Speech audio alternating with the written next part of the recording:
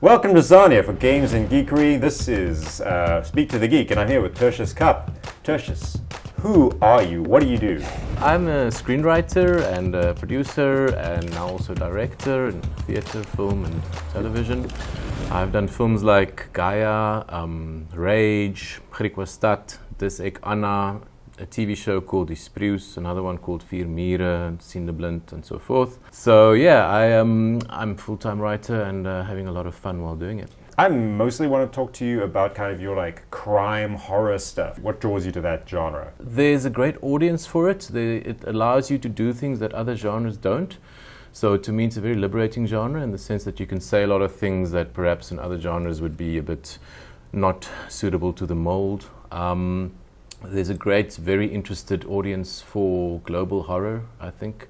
And it allows also a strong visual language. So for something like Gaia, we really lent into the whole visual aspect of the film. We used the Titicaca forest as the backdrop, and it almost became like that cliche of the fourth character that they always say.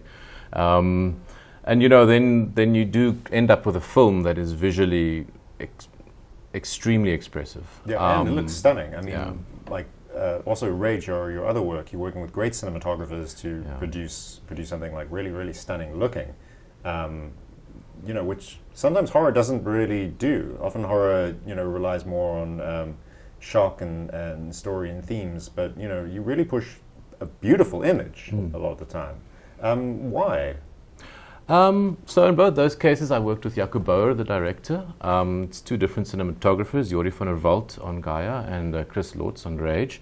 And I think between all of ourselves, we really enjoy the visual, the beauty almost of horror, which is paradoxically a new trend, I think, that one can explore. But to say that even in rituals, you know, going back to ancient times, there are rituals that now and then were significant and beautiful, but people died in them, you know, or there was something terrible that happened, but in a sense it's also poetically beautiful. And I think we like to indulge in that, to explore it, to find modern iterations of it, you know. In Rage, we went into the idea of matric rage, the farewell party for the end of school, and we said, but this is a coming of age, this is a fertility ritual. I mean, that's basically what's going on, isn't it? It's, you know, sex, drugs, and rock and roll. We often try to go into something that is beautiful and find the horror in it. And, you know, if you're not looking at it from a simplistic human perspective, it's not that horrible sometimes, you know. From a larger perspective, if you look at something like Gaia and the storyline, it's actually quite beautiful, just not to the humans involved. Yeah, so beauty in the eye of the beholder, as long as the beholder isn't getting beheaded. As long as the beholder is post-human. You talk about like this, the movement between reality and kind of challenging that, but you also worked a lot with true crime. How do you feel about what you owe to truth, I guess, not truth, but well, actual events? I feel that I owe a lot to it, and that often makes it very challenging. So in the case of Stad, you know, it was a massive research project. Fortunately, there's some great journalists that worked on it, like Jacques Steenkamp's book that we used for the Stad murders. And that means that the story that comes out of it is the result of months and months, sometimes years and years of research for someone. What I find in South Africa is that there's such a lot of, we're a violent society, and there's a lot of stories that people want to make films about, or you know, some sort of series or whatever. And I often get approached with these sort of ideas, like we want to make a movie about that family murder, or this one, or that. It's quite challenging when the people that are involved are still alive as well. You bear some responsibility towards them, because to the rest of the world, the version that you put on the screen becomes that person, and that person still lives, you know, and has their own life. So even if it's the criminal, you know, there's a sense of this person is serving jail time, but when he or she comes out, the version that people assume is them is the one that we put on screen. So I find it quite taxing emotionally. I find it very tired exhausting. Of it, not creatively, but tired of it in terms of what it takes out of you personally. Yeah, it's a lot of work as well to make sure everything is accurate, or as accurate as it can be. And in a film, it's never 100% accurate, because things don't happen in 90 minutes and are nicely concluded at the end of it. So you're always taking liberties, and then there's a question that comes up where what is okay? What is true to the spirit of the story, so to say, or something like this. And who's to say what is the spirit of the story? And what is the spirit of the story? And you know, with Griek Stad, it was very challenging to say, how do you tell a story about a boy who murdered his family, and what is the spirit of that story? What are you trying to say? In that case, when I met the policeman, Dick Duval, who recently passed away, then I knew what the spirit of the story was. It was someone who was looking for the truth at all costs, no matter what the horror that the truth holds is. So then I realized, okay, this can be a lead character. You know, this person works for the story. Are you finding it more exciting now moving into fully creative projects? Well, not fully creative, but fantastical, like Gaia? Yes. I think with Gaia we've really found a niche that we really enjoy.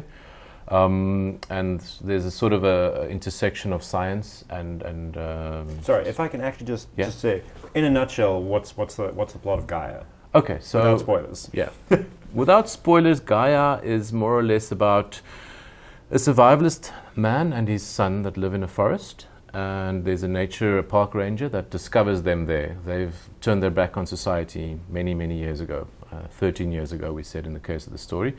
And then she finds that they're a little bit strange, and you know, they have this relationship to nature, and he speaks about God, but it's clear that he's not speaking about the traditional God. To him, God lives somewhere in the forest.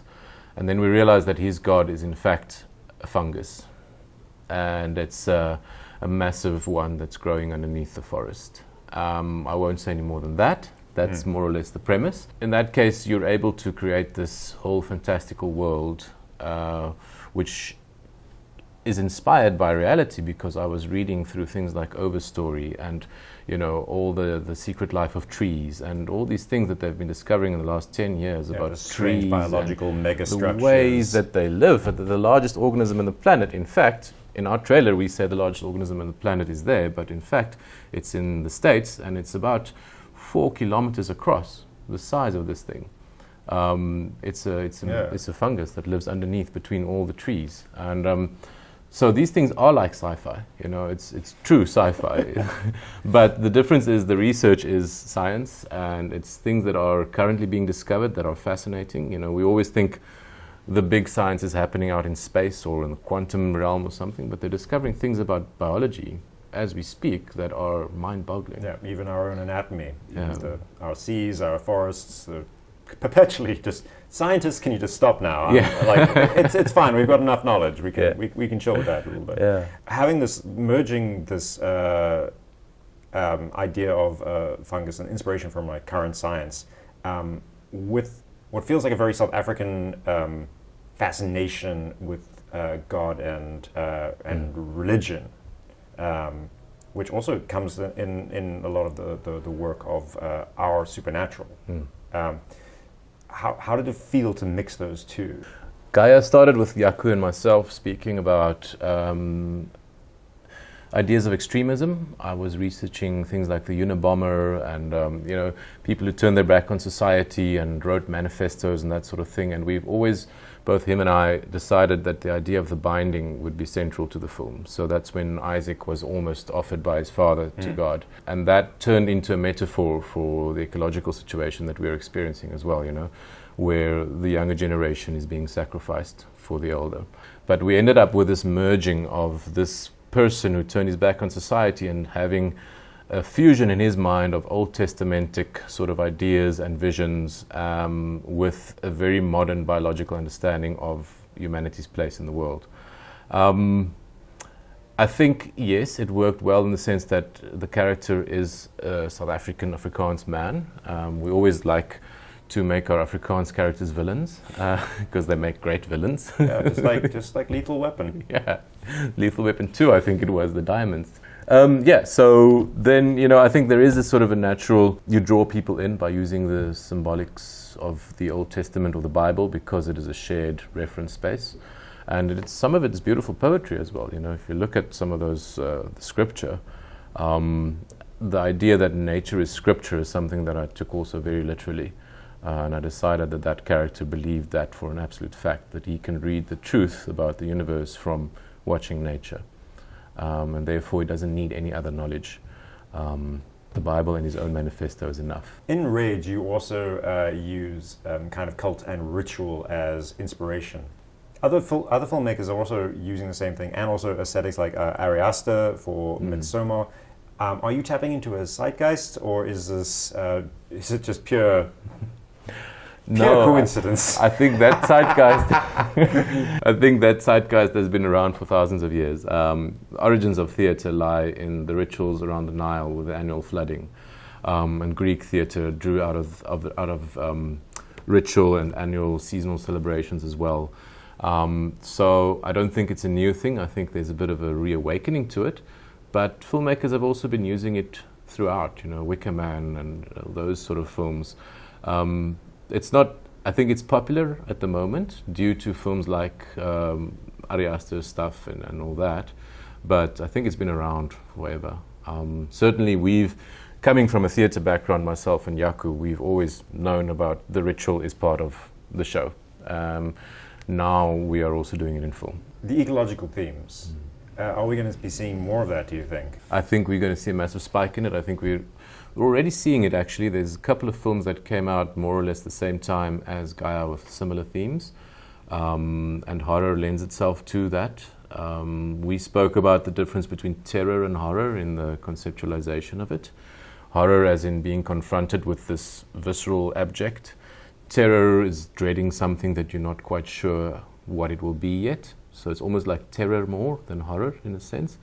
So we like that lingering tension that lies with an unknown threat that comes closer and closer. And, for ourselves, I think we're experiencing it. We can see the effects of the ecological crisis, but they come in drips and drabs, and things change a little bit. And every now and again you go, but what's going to be the case in 20 years, 30 years, Is it going to be like true horror, or what will the world be like, How's the response been to Gaia so far? It's been great. I mean, it's blown us away. That was a massive learning curve for us to get Gaia made, the production side of it. None of us are actually producers. We are a screenwriter, a cinematographer, and director that decided we need to make our own work. And so to make a film is one thing, to then sell it internationally, it's also another thing that we've never done before. And to do that during a pandemic is another fun thing. So we were 10 days into our shoot, and then, it was announced the first lockdown in South Africa. And we're making a film about infection taking over the entire world, and we're being stopped by an infection taking over the entire world, which was bizarre. And I remember, the cast going, "What is your plan?" And we were like, we don't have a plan for a global pandemic. This was never part of the plan. Fortunately, you do have a very small cast, though. Yeah, but we were still 35 people on set. So, And it was actually quite difficult to get everyone back together to finish the film. But it did give us about 3 months to think and to cut a sizzle reel and to see where we are. And, I think it actually had a positive effect on the end product, and it brought a sort of anxiety into the performances, which was also quite, you can feel it, on the screen. So in the end, it all worked out well, but it was a massively stressful 3 months for us. No, I'm absolutely sure. In the middle of this film, For us all, actually. Yeah, no, true. So it's been a journey. You're now producing with your small team a project that's really like a passion project. How did you get to here? Many years and lots of dedication, but I think the key in the end would be your relationships. So if you're teaming up with good people that take you further and inspire you, I think that is a key.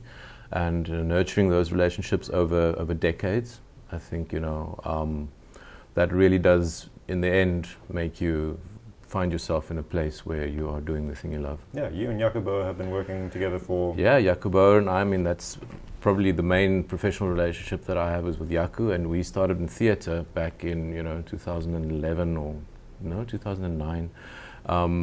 So yeah, over 10 years or more, we've done lots of different projects, from opera to comedy to horror, But you do develop a shared vision and a sort of a shorthand, and it starts to attract other people as well that are like-minded. And if you're not fighting against each other in terms of what we are trying to do, then you go a lot further. Okay, great. Find a team. Yeah, all right. Definitely. Yeah. And taking an idea, how do you research that and turn that idea, that research, that the interesting seeds into something? So, I mean, I love research, and I have a bit of a background in science as well, and I studied at varsity, and I'd always known I wanted to be a writer, but I was fascinated with physics and with astronomy and with archaeology and all these things. So I'm always looking for the story in something that I'm reading, and often non-fiction.